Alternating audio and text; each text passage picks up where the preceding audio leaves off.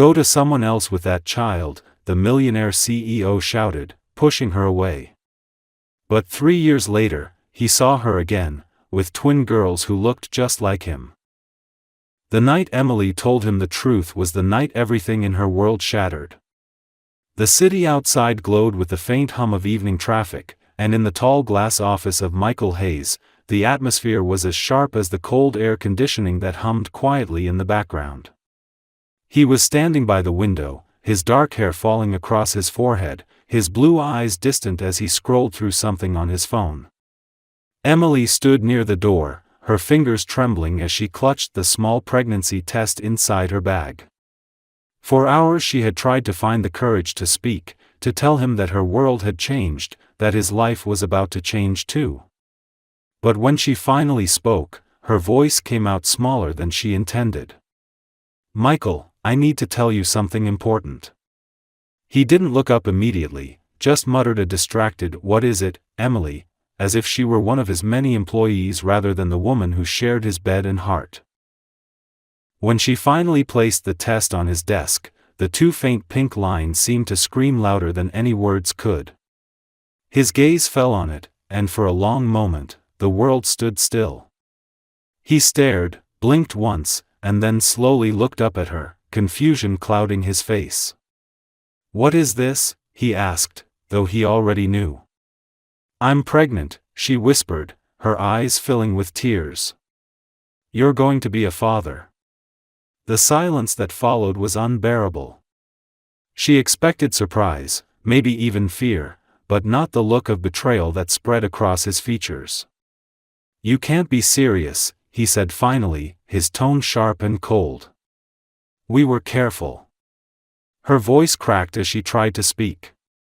"I didn't plan this, Michael. I didn't expect it either.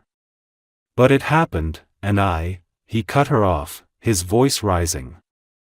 "And you think I'm just going to drop everything and play house with you? Do you have any idea what this would do to my reputation, to my life?" She flinched as though his words had struck her. "This isn't about your reputation," she said softly. "This is about us. About our child." The word "our" seemed to ignite something inside him, something dark and defensive. He ran a hand through his hair, pacing behind his desk like a caged animal. "No, Emily. Don't do this. Don't turn this into something it's not. You want to keep it? Fine. But don't expect me to be part of it." Her lips parted in disbelief. "Michael, you don't mean that." He turned to her then, his jaw tight, eyes flashing with anger and fear. "I mean every word. I can't do this. I won't. You made your choice, now live with it. Go to someone else with that child." His words hit her like a physical blow, and before she could even respond, he grabbed his jacket and walked out, leaving her standing alone in his immaculate office, the echo of the door closing ringing in her ears. Emily sank into the nearest chair, unable to breathe.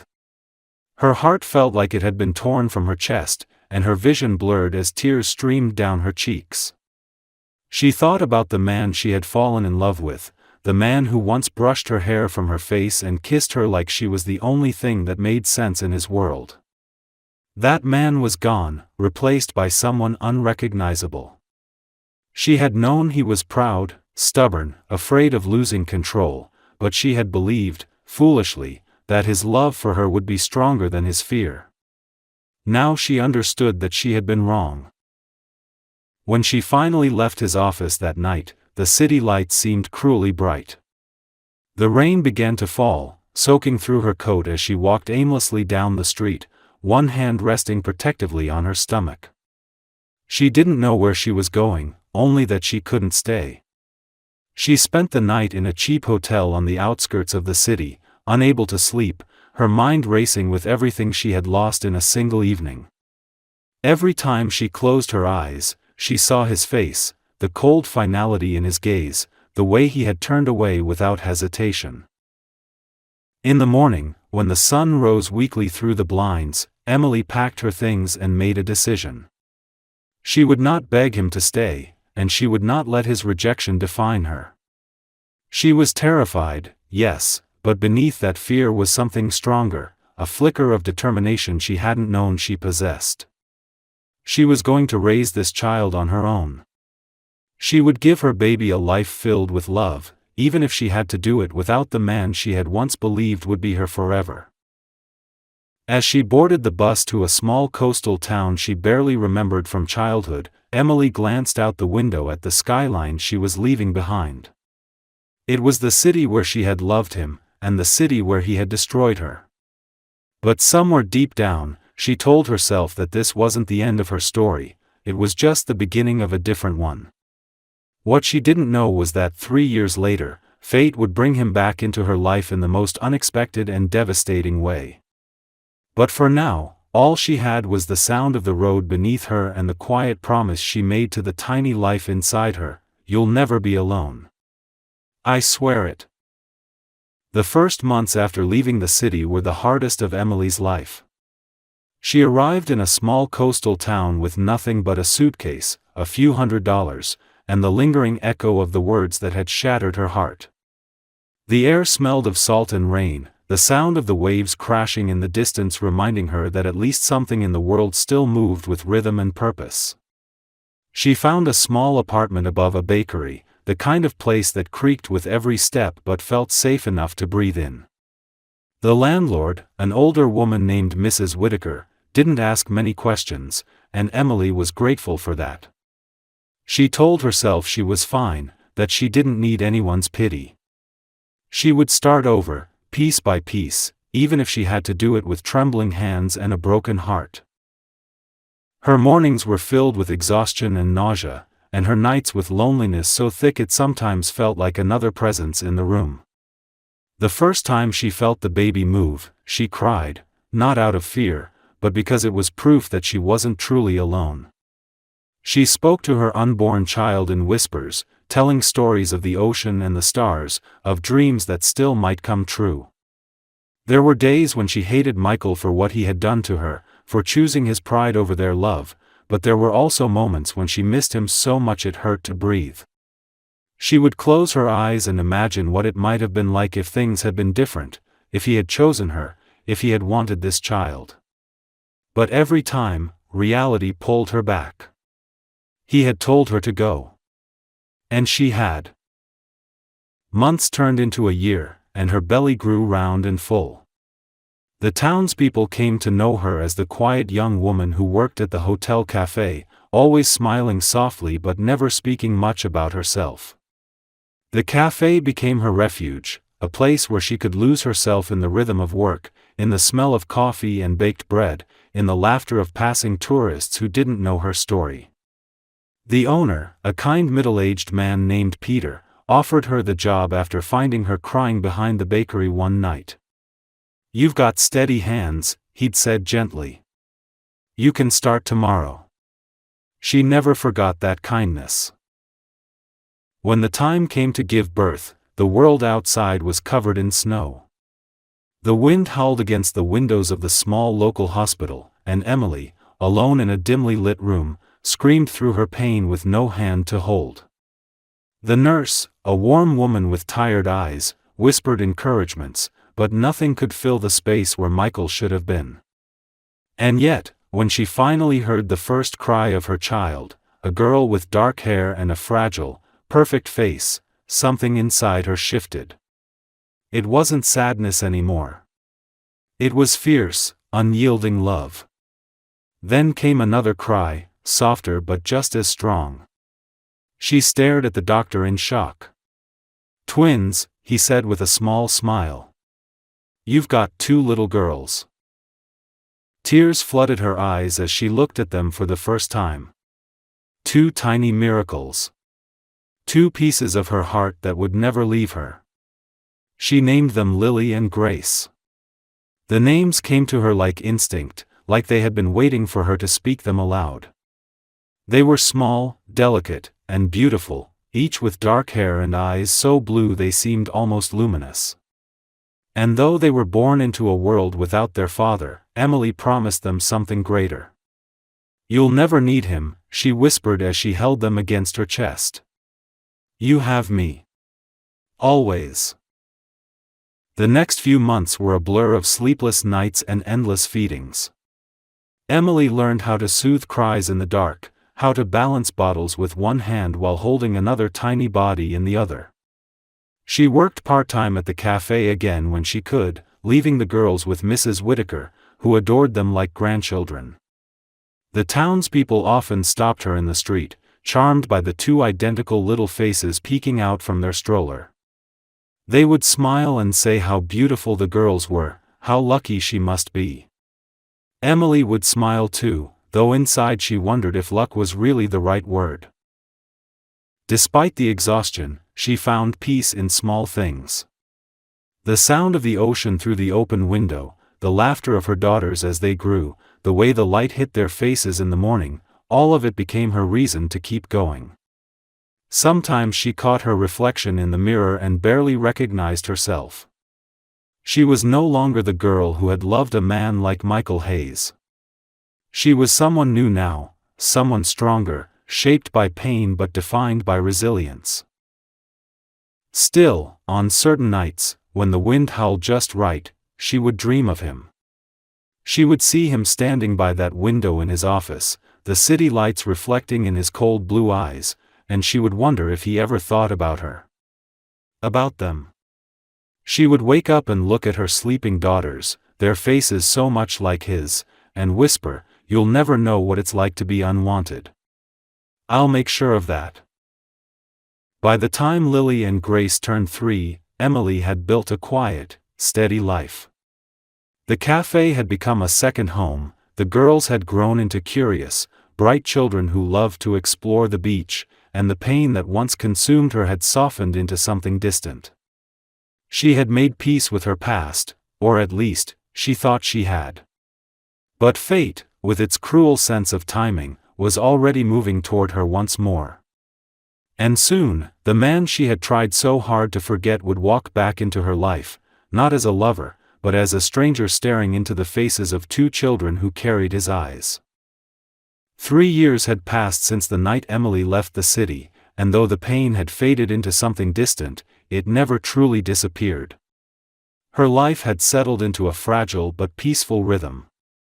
Each morning began with the laughter of her daughters echoing through the small apartment above the bakery, followed by the smell of fresh bread wafting up from below.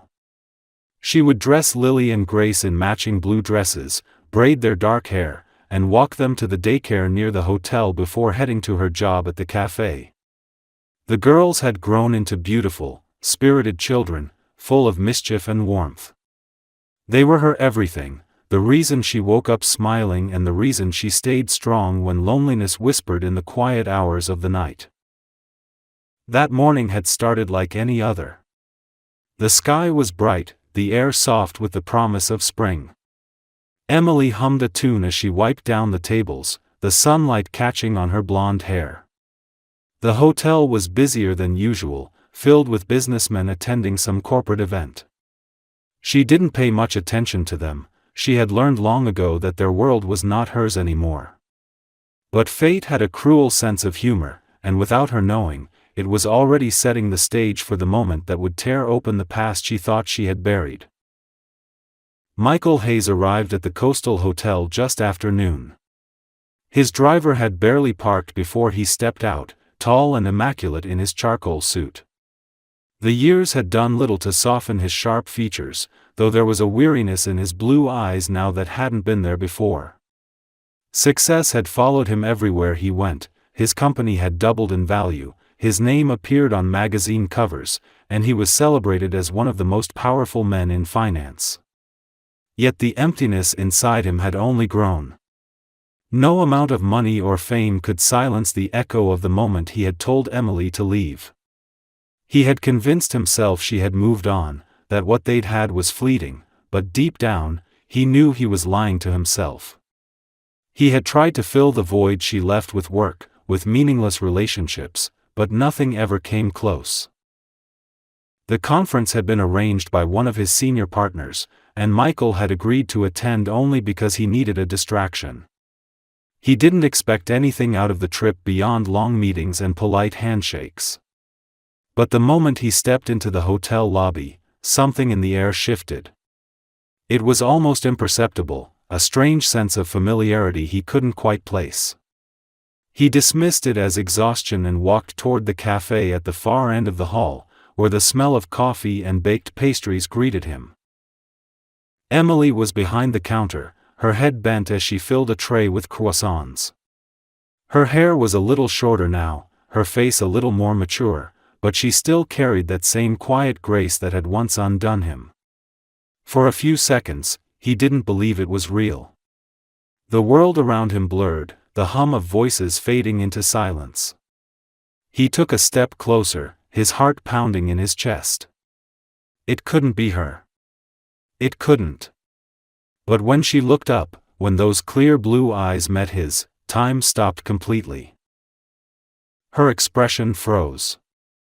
The tray in her hands trembled slightly before she steadied it, every muscle in her body tightening. For a long moment, neither of them spoke. It was as if 3 years of silence had compressed into the air between them, thick and suffocating. He opened his mouth, but no words came. The look in her eyes was not the one he remembered, it was colder, stronger, as though she had built walls so high nothing could reach her anymore. She turned away first, pretending to focus on the register, her hands moving quickly. Michael stood there, frozen in place, his thoughts spinning. She was here. After all this time, she was here. 1,000 questions clawed at him, but before he could gather his composure, 2 small voices broke through the noise. "Mommy!" They came running from the hallway, 2 identical little girls with dark hair and eyes the color of the sea before a storm. Emily knelt, her entire expression softening as she opened her arms to them. The moment the girls reached her, they clung to her neck, giggling. One of them said something about playing at the beach, and Emily laughed, brushing a strand of hair from her daughter's face. Michael felt the ground shift beneath him. He couldn't breathe. The 2 girls, his mind refused to process it, but the resemblance was undeniable. They had his hair. His eyes. The same dimple that appeared when he smiled. It was as if he were staring at 2 smaller mirrors of himself, reflections of the life he had thrown away. His heart pounded in his chest, his vision blurring for a moment as the truth crashed into him with a force so brutal it left him dizzy. He wanted to speak, to ask, to shout, but the words died in his throat. Emily didn't look at him again.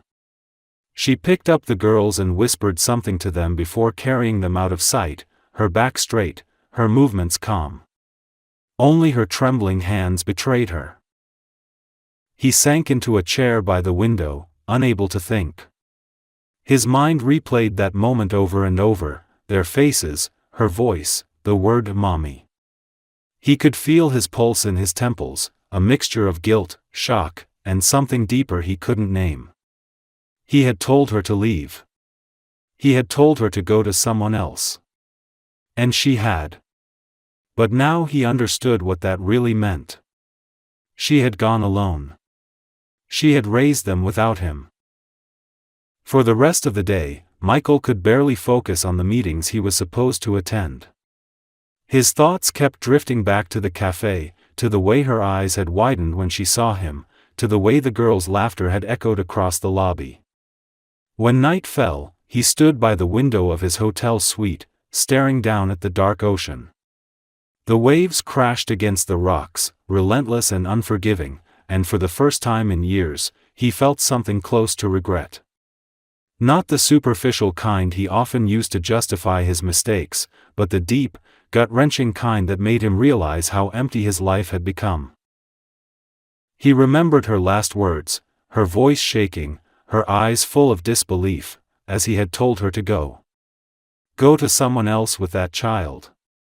Now, years later, he finally saw the truth of what he'd done. He hadn't just sent her away. He had sent away the only family he'd ever have. He thought he'd built an empire, but it meant nothing now. Somewhere in the same building, two little girls with his eyes were asleep, dreaming without knowing that the man who had denied their existence was only a few floors above. And as Michael stood there, staring into the dark, a single thought echoed in his mind, quiet but merciless. He had destroyed everything, and now he would spend the rest of his life trying to make it right. That night Emily barely slept. Every time she closed her eyes, she saw Michael's face, his expression when he saw her, the way his body froze as if struck by lightning, the flicker of disbelief that she knew too well. Her heart had raced uncontrollably when their eyes met, not because of love anymore, but because of the sudden rush of fear and memories she had spent years burying. She had known, deep down, that one day their paths might cross again, but she had never imagined it would happen like this, with her daughters by her side, in the place where she had built her fragile new life. She lay awake, staring at the ceiling, listening to the soft breaths of Lily and Grace sleeping beside her, and wondered if he had truly recognized them. A part of her prayed he hadn't. But another part, the one that still ached in silence, knew that he had. The morning light poured through the thin curtains, painting the room in soft gold. Emily moved quietly, getting the girls ready for the day, but her mind was far away. Her hands trembled slightly as she packed their little backpacks, her stomach tightening with every thought of what might happen next. Would he come to her? Would he confront her? Or worse, would he pretend she didn't exist, just like before? The uncertainty gnawed at her, but she forced herself to smile when Lily asked if they could stop by the beach after daycare. Maybe, she said, her voice steady even though her insides felt like glass. At the cafe, the air was tense with her own unease. Every sound seemed louder, every face unfamiliar. She caught herself glancing toward the lobby doors more than once, her chest tightening each time they opened. It wasn't until mid-morning that he appeared again, and even though she had tried to prepare herself, her body still reacted as if it had been struck. Michael walked in quietly, his dark hair slightly tousled, his expression unreadable. He looked different from the man she had loved, older, more worn, but there was still that commanding presence about him, the kind that made the air feel heavy. He didn't approach immediately. Instead, he stood near the counter for a moment, as if trying to gather the right words. When he finally spoke, his voice was lower than she remembered, almost careful. Emily. Her name left his mouth like something sacred and forbidden.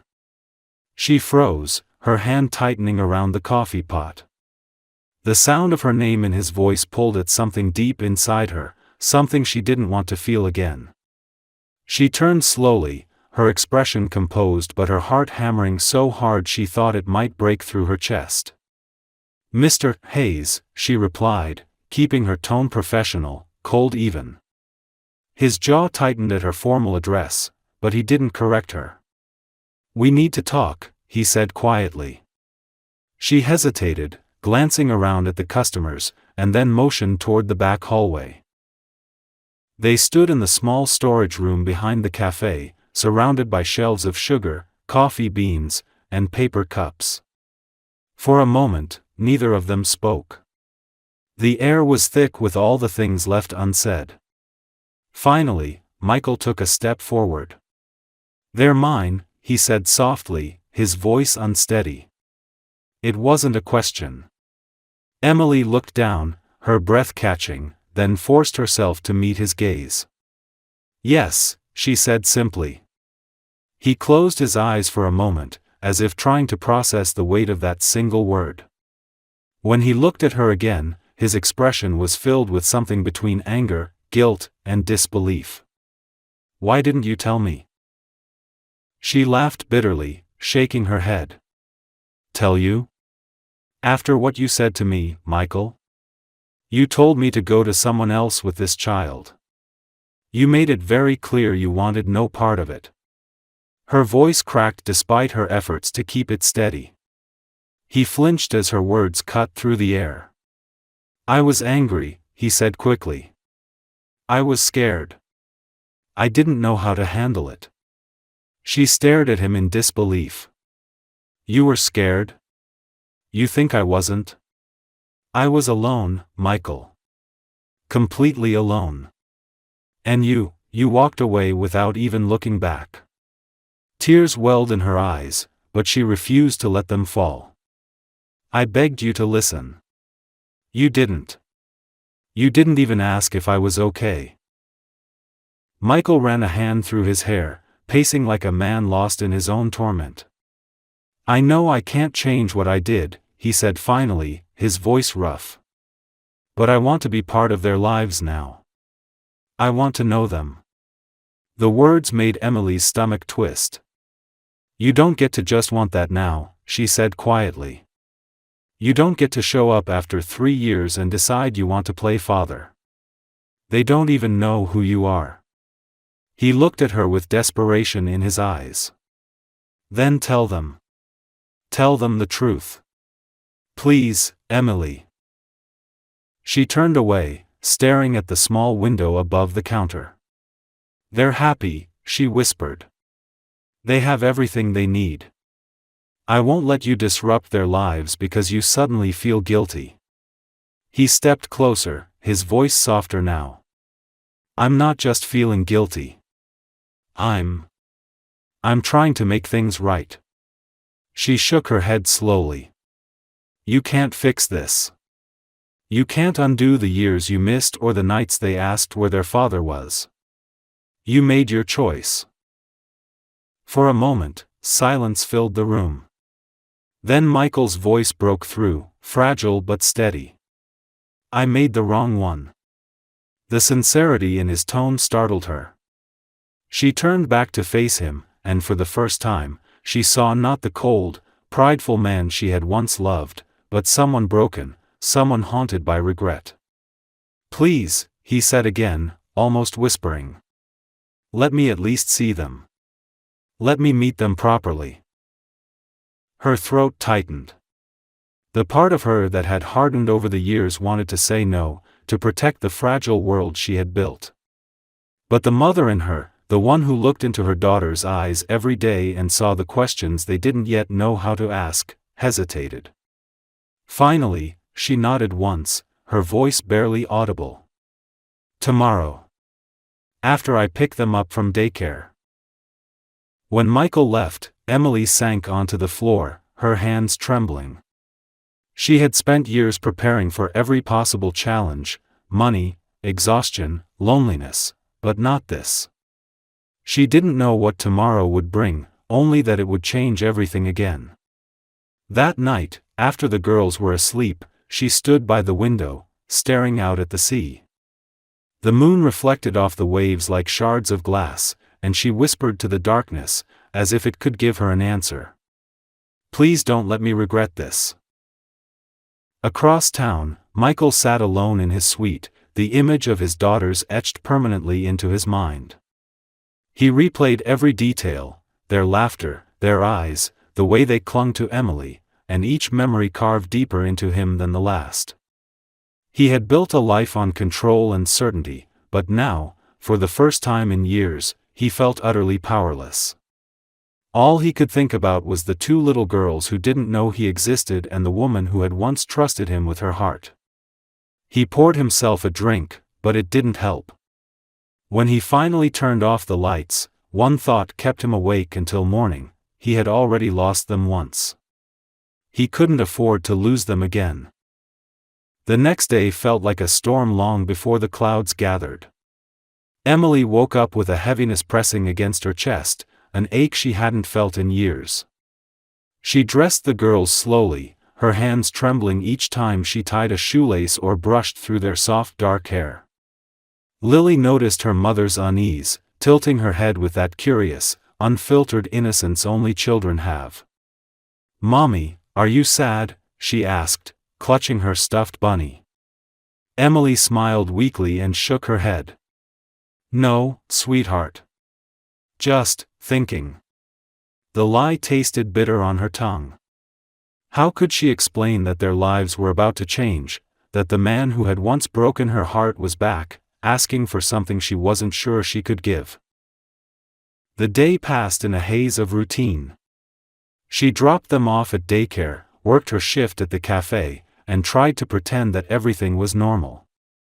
But every clock tick, every hum of conversation, seemed to echo the same word in her mind: today. By the time the afternoon sun dipped low behind the ocean, her nerves were stretched thin. She stood by the mirror, fixing her hair, debating whether to cancel the meeting altogether. She could easily disappear again. Move to another town. Start over. But when she looked at the small drawings the girls had made, taped proudly to the wall, stick figures of 3 people holding hands under a bright yellow sun, she knew she couldn't run forever. They deserved to know their father, even if it broke her heart to let him near. When she arrived at the park, Michael was already there, standing near the fountain. He looked different in the daylight, less like the untouchable executive she remembered and more like a man stripped of his armor. He wore a simple shirt, no suit jacket, and his hair was tousled by the breeze. His hands were shoved deep into his pockets, but the tension in his shoulders betrayed him. Emily parked the stroller near a bench, and the girls immediately jumped out, running toward the playground with the carefree joy that always made her chest tighten with pride and fear in equal measure. She followed them with her eyes, then turned to Michael. "They don't know who you are," she said quietly. "Not yet." He nodded, his voice barely above a whisper. "I understand." For a moment, they simply stood there, the sound of children's laughter filling the space between them. Then, as Lily and Grace climbed onto the swings, one of them looked up and caught Michael's gaze. She smiled, her entire face lighting up, and he froze. Something in that simple, innocent expression shattered him. It was like seeing his own childhood reflected back at him, untouched by the bitterness that had consumed his adult life. He hesitated before stepping forward, glancing at Emily for permission. She gave the smallest nod, her lips pressed together. He approached slowly, his heart hammering. "Hi there," he said softly, crouching beside the swing. Grace blinked at him, curious but not afraid. "Hi," she answered, her voice shy. "You have the same eyes as me," she said matter-of-factly, studying him. Michael felt his throat close, his vision blur. He managed a small smile. "I guess I do." Lily giggled beside her sister, kicking her legs as she swung higher. "Mommy says we got them from someone special." The words hit him harder than he expected, each syllable carving through years of denial and guilt. He turned to Emily, who stood a few steps away, arms crossed, watching them with an unreadable expression. They played for almost an hour. The girls showed him their favorite slides, introduced him to their imaginary games, and asked a million questions that he tried to answer without breaking down. Every laugh, every smile, felt like a miracle, and a punishment. When one of them tripped and he instinctively caught her before she fell, Emily's heart clenched. Watching him with them was like watching a ghost return to life. The man who had once turned his back on her was now kneeling in the grass, gently brushing dirt off their little knees, his face soft and unguarded. As the sky began to darken, Emily called to the girls. "Time to go, my loves." They groaned in protest, but she smiled.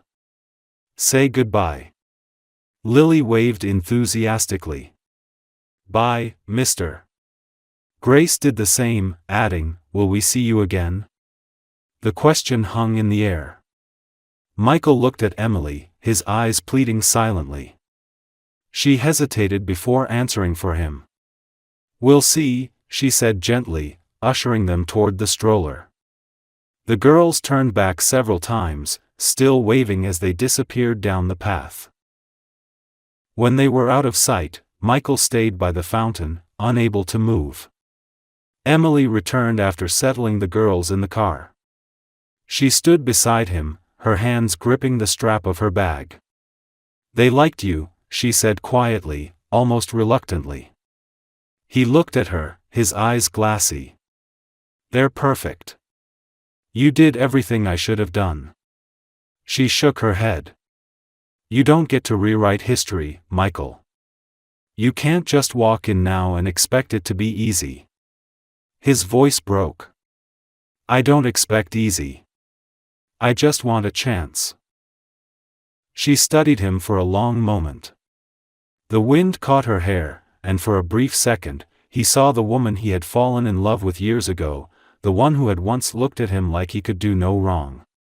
Now her gaze was steady, strong, unflinching. "A chance for what?" she asked finally. "To know them? Or to fix your conscience?" He flinched, but didn't look away. "To be their father," he said simply. "To be what I should have been from the start." Silence stretched between them. The fountain bubbled softly, and the last rays of sunlight painted the park in gold. Emily sighed, exhaustion seeping through her bones. "We'll take it one step at a time," she said at last.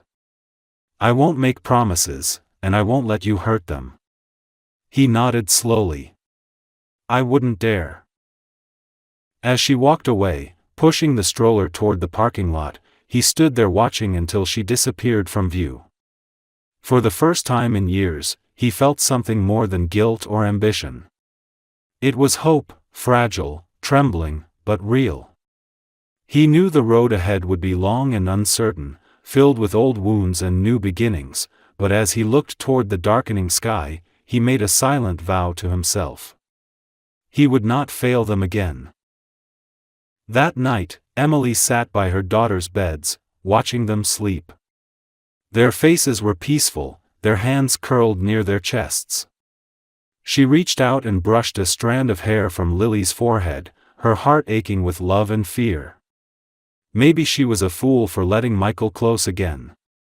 Maybe she was risking everything she had built. But as she thought of the way the girls had smiled that afternoon, the way they had laughed like the world was nothing but sunlight and safety, she realized that some chances, no matter how dangerous, were worth taking. And far across town, in a hotel suite that suddenly felt less empty than before, Michael stared out the window at the moonlit sea, whispering the same promise he had once failed to keep: this time, he would stay. The following weeks unfolded like a slow and delicate dance, full of cautious steps and unspoken fears. Michael began appearing at the park every few days, always at the same time, waiting by the fountain with a quiet patience that startled Emily. He never pushed, never demanded, simply waited until she arrived with the girls, offering a small smile and a hesitant greeting. Each time, Emily told herself it would be the last. Yet every time she saw how Lily and Grace's faces lit up at the sight of him, her resolve wavered. The girls adored him almost instantly, drawn to his warmth and gentle attention, as if they sensed what her heart refused to admit: he was part of them, no matter how much she tried to keep the past buried. One afternoon, the girls convinced him to join their picnic. He sat with them on a checkered blanket beneath an old oak tree, surrounded by sandwiches and juice boxes, listening as they told him stories about their toys, their favorite colors, and the imaginary friend they both insisted lived under their bed. Emily sat opposite him, her eyes occasionally flicking up from her book to watch the scene unfold. She hated how natural it looked, how easily he slipped into their lives. When Grace leaned against his arm, giggling, and Lily rested her head on his shoulder, Emily's throat tightened. There was something unbearably tender in the way he looked at them, like a man discovering sunlight after years of darkness. Later, when the girls ran off to play, Michael turned to her. "I don't deserve this," he said quietly. She looked up, startled by the rawness in his voice. "You're right," she replied, closing her book. "You don't." He nodded, accepting it. "But I'm going to try anyway." His gaze met hers, steady and sincere. "You don't have to forgive me, Emily. But I can't walk away from them again." Her heart clenched, torn between anger and something softer she didn't want to name. They're not your redemption, she said sharply. They're children. They need stability, not a man trying to fix his mistakes. His expression softened. I know. That's why I'm not asking for forgiveness. I'm asking for the chance to earn their trust, and maybe one day, yours. The days passed, and slowly, walls began to crumble. He started picking the girls up from daycare occasionally, under Emily's cautious supervision, taking them for ice cream or to feed ducks at the pond. He learned their habits, the way Lily liked to hum when she colored, how Grace refused to sleep without her bunny, how they both laughed in perfect synchrony. He found himself memorizing their tiny details like a prayer. At night, when he returned to his hotel, the silence felt heavier than ever. He began to hate the sterile luxury of his suite, the marble floors, the glass walls overlooking the city that no longer impressed him. It all felt empty, meaningless, compared to the laughter that now haunted his thoughts. One evening, he invited them to the hotel's rooftop garden, a hidden place he had once used for private meetings. Emily hesitated but agreed, thinking it would be a short visit. When they arrived, the girls ran to the edge of the terrace, their eyes wide as they gazed at the ocean below, the sunset painting everything in pink and gold. "It's so pretty!" Grace exclaimed, spinning around with excitement. Michael watched them, a faint smile tugging at his lips, and then turned to Emily. "I used to come up here to think," he said. "Back when I thought I had everything." She crossed her arms. "And now?" He looked out at the horizon. "Now I know I had nothing." There was silence for a while, broken only by the girls' laughter. Then Emily spoke softly, her voice almost lost to the wind. "You hurt me more than you'll ever understand. When I found out I was pregnant, I was terrified. I thought maybe you'd hold me, that we'd figure it out together. But instead, you looked at me like I'd ruined your life." Her voice trembled, but she didn't stop. "That moment, it broke something in me. And when you told me to leave, I did, because I couldn't stand the thought of begging you to stay." He turned to her, his eyes filled with guilt. "I know. I can't take that back, Emily. Every night, I see it, the look on your face when I said those words. It's the only thing that's ever made me ashamed of who I am." He hesitated before continuing, his voice quiet but steady. "I wasn't angry at you. I was angry at myself. I thought I had everything under control, my company, my life, my future, and suddenly, you were there with something real, something that scared me. I didn't know how to handle it, so I pushed you away. And I've regretted it every day since." Emily looked at him, her blue eyes glistening. "You think regret changes anything?" she asked bitterly. "You think you can just show up after all this time and erase the years I spent alone?" He shook his head slowly. "No. But I can be here now. I can love them the way I should have from the start.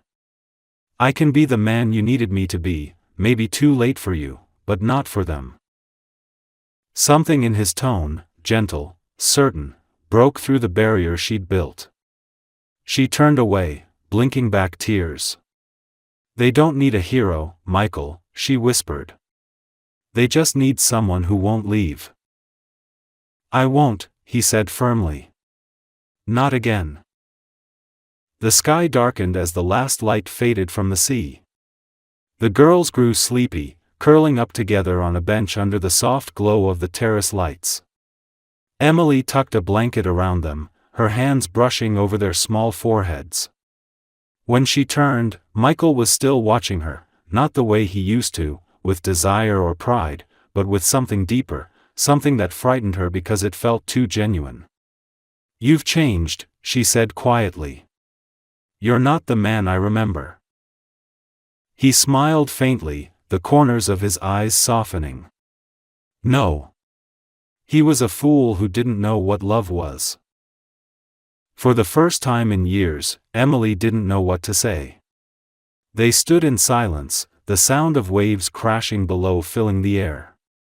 When she finally gathered the girls to leave, Michael walked them to the car, helping buckle them into their seats. Grace murmured sleepily, "Bye, Daddy," before closing her eyes. Emily froze, her breath catching in her throat. Michael's eyes widened, his hands trembling as he whispered, "What did she just say?" Emily swallowed hard, unable to meet his gaze. "They're smart. They notice things." As she drove away, tears blurred her vision. She didn't know what frightened her more, the fact that her daughters had called him Daddy, or that a part of her had wanted it to be true all along. And behind her, standing in the fading glow of the hotel lights, Michael watched their car disappear down the road, his heart full for the first time in years and yet unbearably heavy, because he knew the road to redemption had only just begun. The days that followed the rooftop night blurred into a fragile, uncertain rhythm that neither Emily nor Michael could quite define. Something between them had shifted, subtly but undeniably, like the air before a storm. Emily found herself watching him more closely, not with the anger that had once fueled her, but with wary curiosity. Michael had changed in ways she hadn't thought possible. He no longer carried himself like the man who believed the world bent at his will.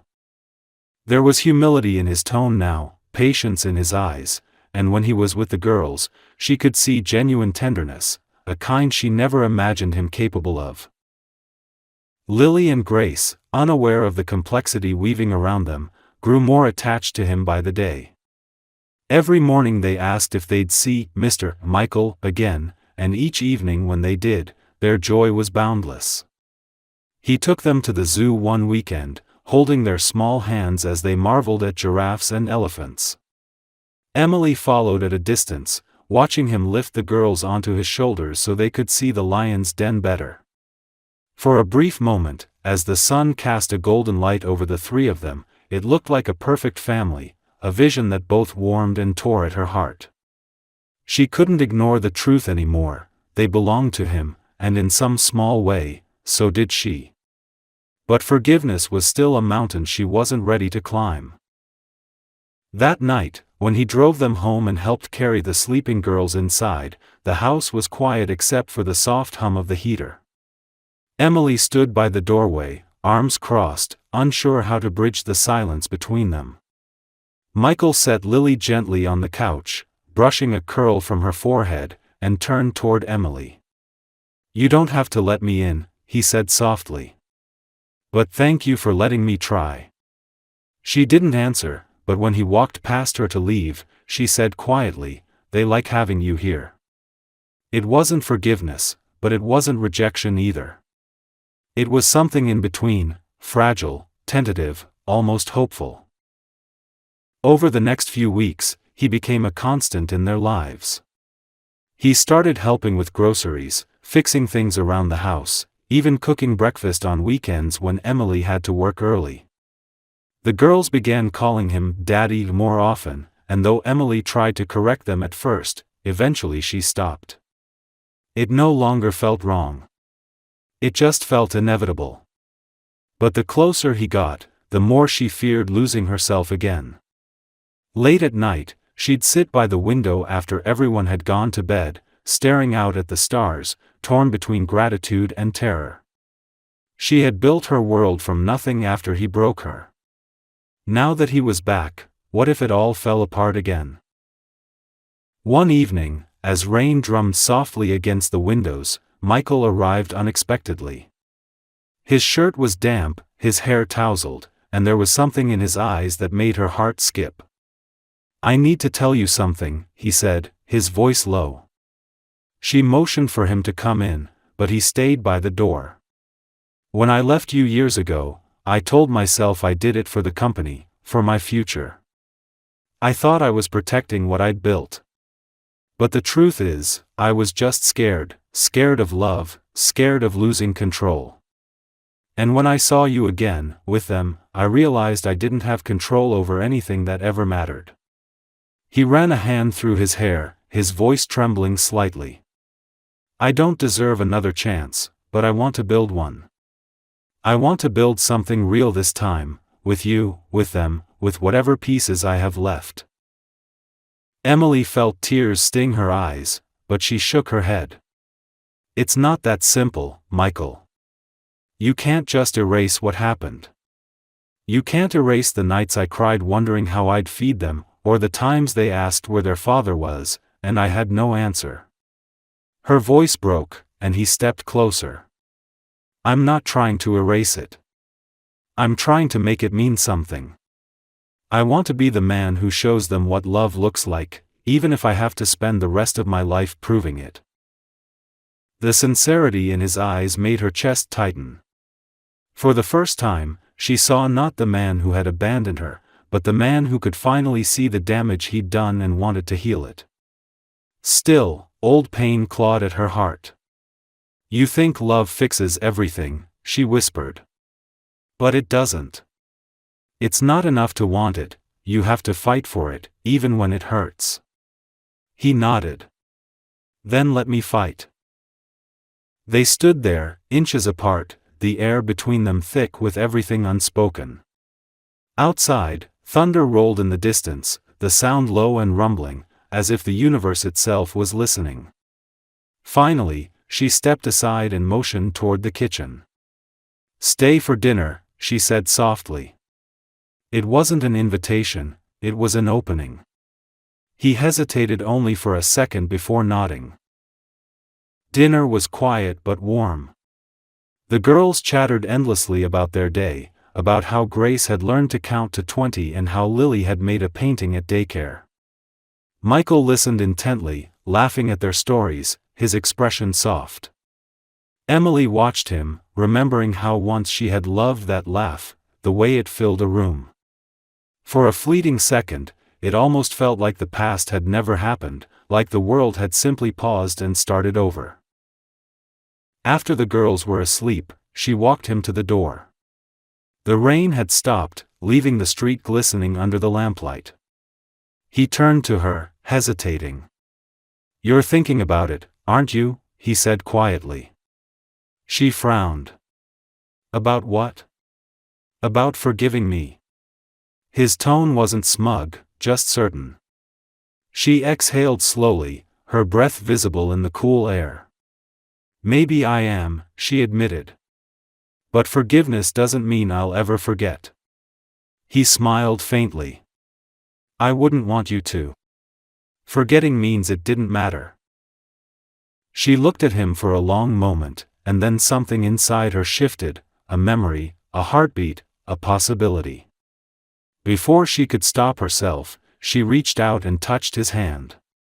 It was brief, barely more than a brush of fingers, but it was enough to send a current through both of them. He didn't move closer, didn't try to pull her in. He just stood there, eyes filled with gratitude, as if that single touch was more than he deserved.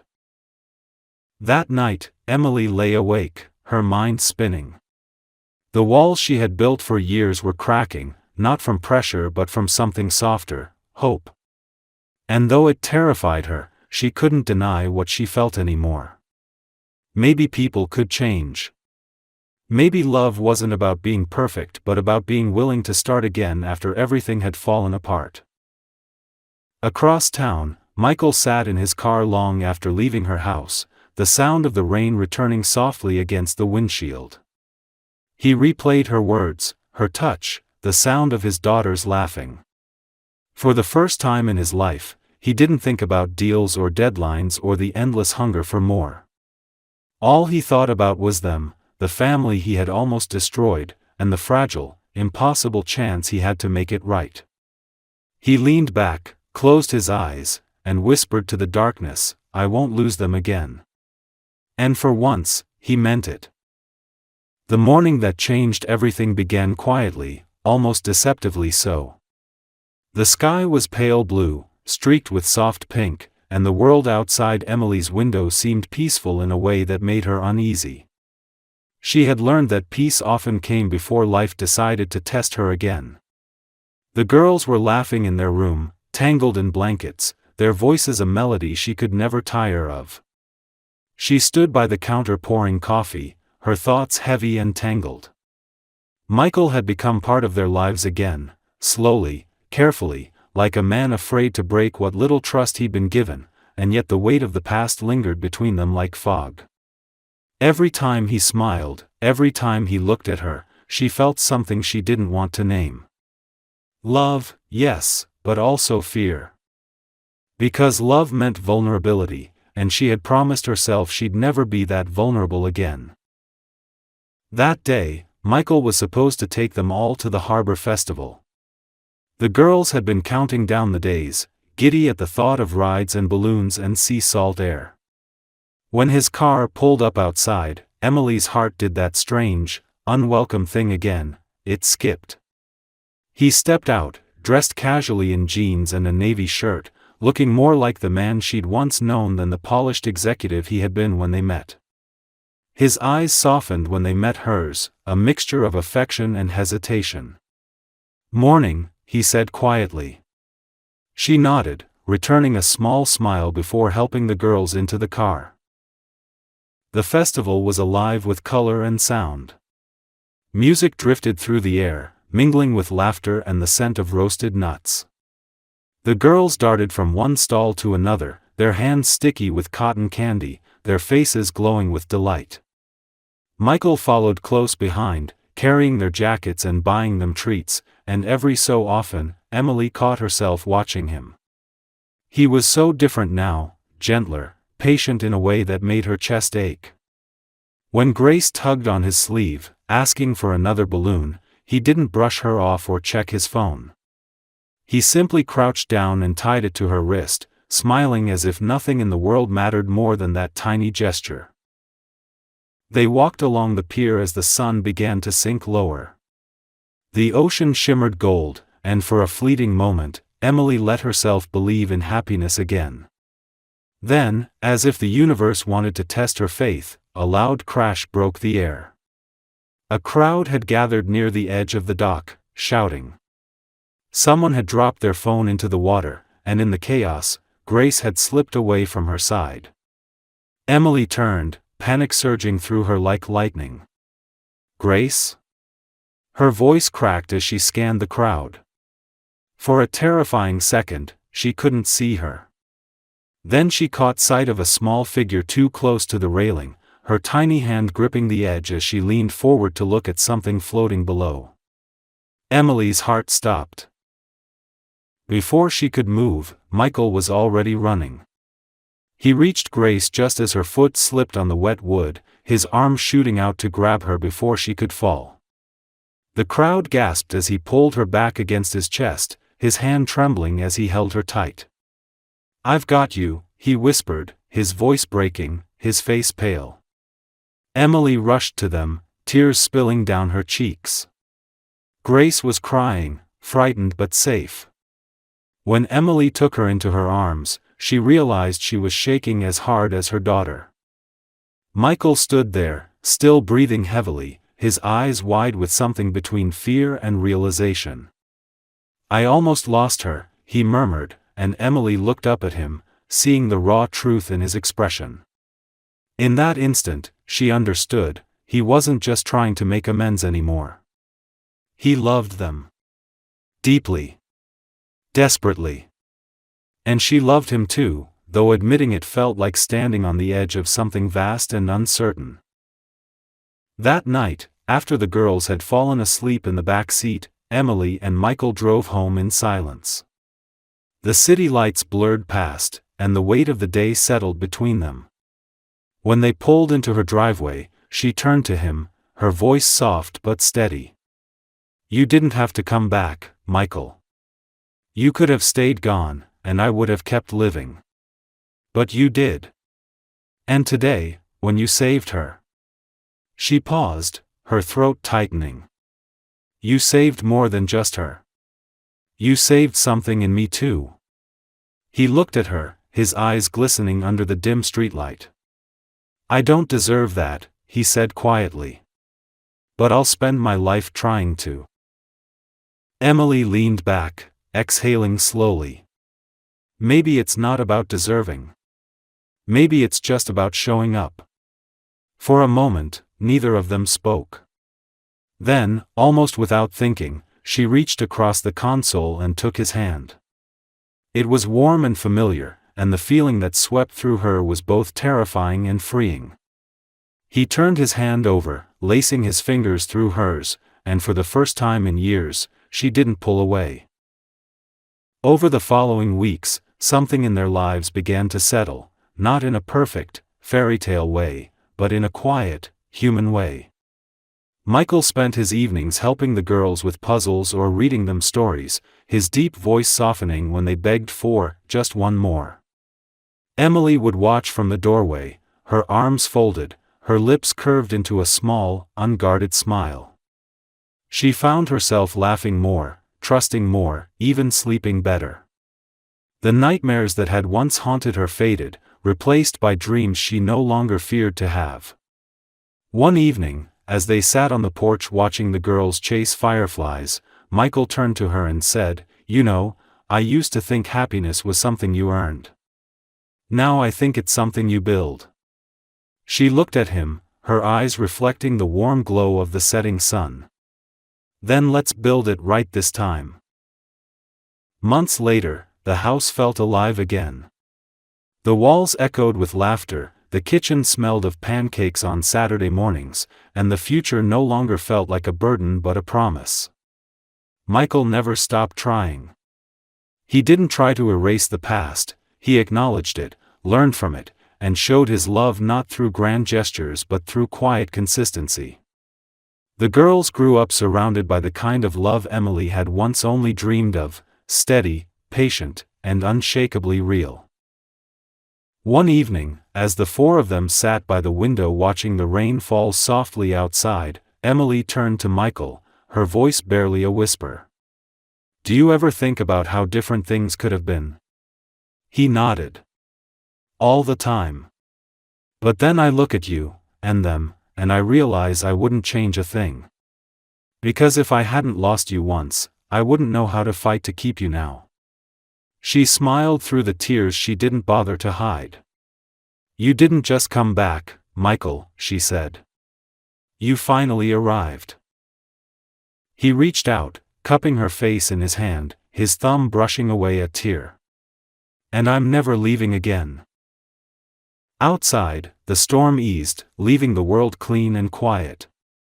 Inside, Emily rested her head on his shoulder as their daughters curled up beside them, and for the first time in a long time, there was no fear, no anger, no pain, only peace.